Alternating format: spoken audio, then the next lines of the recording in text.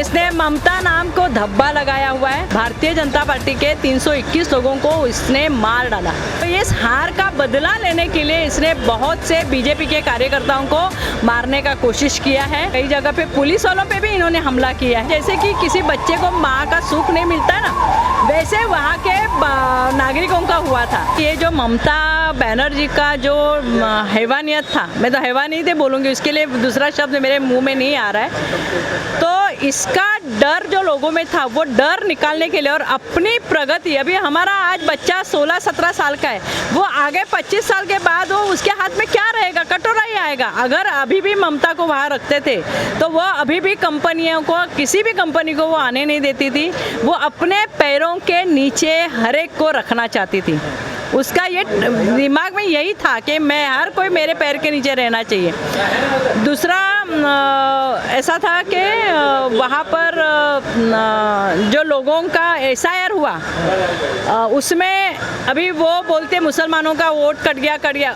उल्टा वहाँ पे 54 लाख हिंदुओं का वोट कटा, मुसलमानों का नहीं कटा। 54 लाख हिंदुओं के वोट कटे, तो भी ये रोना रोती है कि SIR के वजह से मुसलमानों के वोट कटे।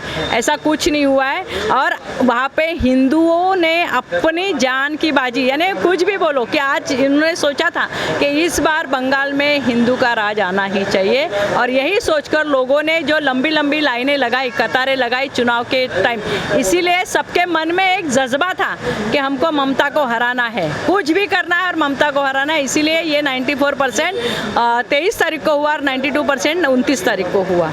पिछली बार जब इलेक्शंस हुए थे, जब बीजेपी सत्ता नहीं पा पाई, थोड़े से दूर रह गई, उसके बाद में जो पोस्ट इलेक्शन वायलेंस देखे गए, आपने अभी बताया कि किस प्रकार जनता बाहर निकल के वोट की।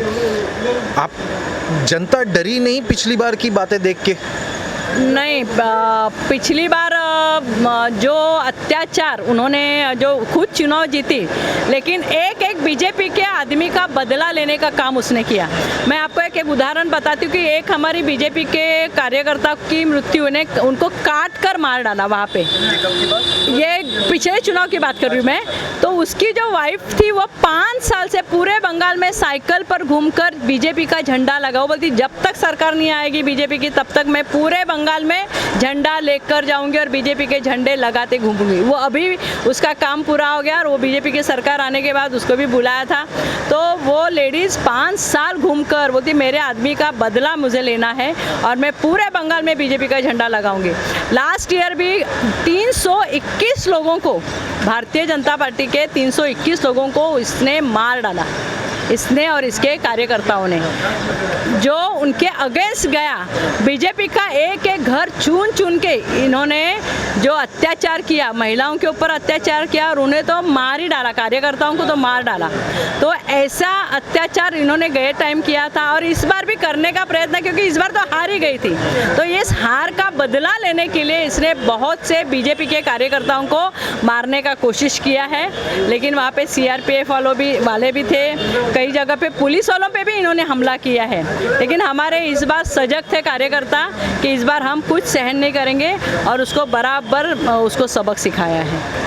अच्छा ताई, आपका पर्सनल एक्सपीरियंस कैसा रहा है? ये सब तो राजनीति की बात हो गई, आपका पर्सनल एक्सपीरियंस वहाँ के लोगों के साथ में कैसा? नहीं, वहाँ के लोगों के साथ मेरा इतना अच्छा रहने, मैं जब जाती थी तो लोगों को खुश हो जाते थे कि बाहर से, और वो भी मुंबई जैसे राज्य से, महाराष्ट्र से, मुंबई के बारे में बहुत से लोगों को अट्रैक्शन रहता है। तो मुंबई से, हाँ, तो मुंबई से इतने लंबे से हमारे यहाँ पे ये दीदी प्रचार करने आई है, तो हमको बड़े प्यार से वो हमारा सुनती थी।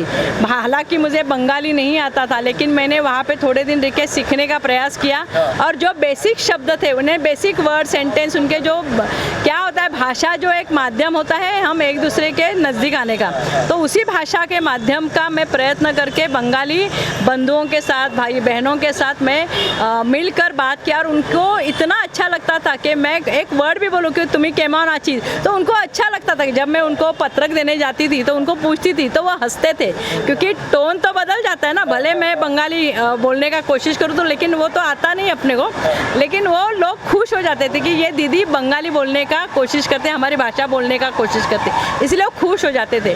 और खाना खिलाने का हमको बोलते थे दीदी भात मच्छी खा के जाओ, यानी इतना प्रेम से उनको क्या था, जैसे कि किसी बच्चे को माँ का सुख नहीं मिलता है ना, वैसे वहाँ के नागरिकों का हुआ था कि उनको प्रेम नहीं मिल रहा था। भले ये मुख्यमंत्री महिला, यानी मैं बोलती हूँ कि महिला में प्रेम कुट के भरा रहता है, ममत्व महिला में होता है, लेकिन इस महिला में मुझे लगता है भगवान ने प्रेम देना भूल गया है। इसने ममता नाम को धब्बा लगाया हुआ है, क्योंकि इसने कभी भी महिलाओं का, अभी उसने मैं एक घर में गई थी तो वहाँ पे एक लड़की 18-19 साल की थी, उसकी शादी हो गई थी।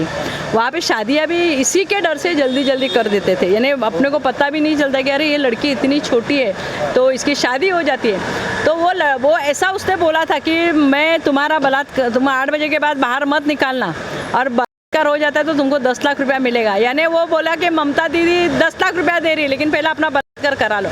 यानी ये महिला मुख्यमंत्री होने के बावजूद भी ये किस चीज़ की बनी हुई थी, इसको यानी पत्थर भी पिघल जाता है, लेकिन ये पिघलने वालों में से भी ये औरत नहीं थी।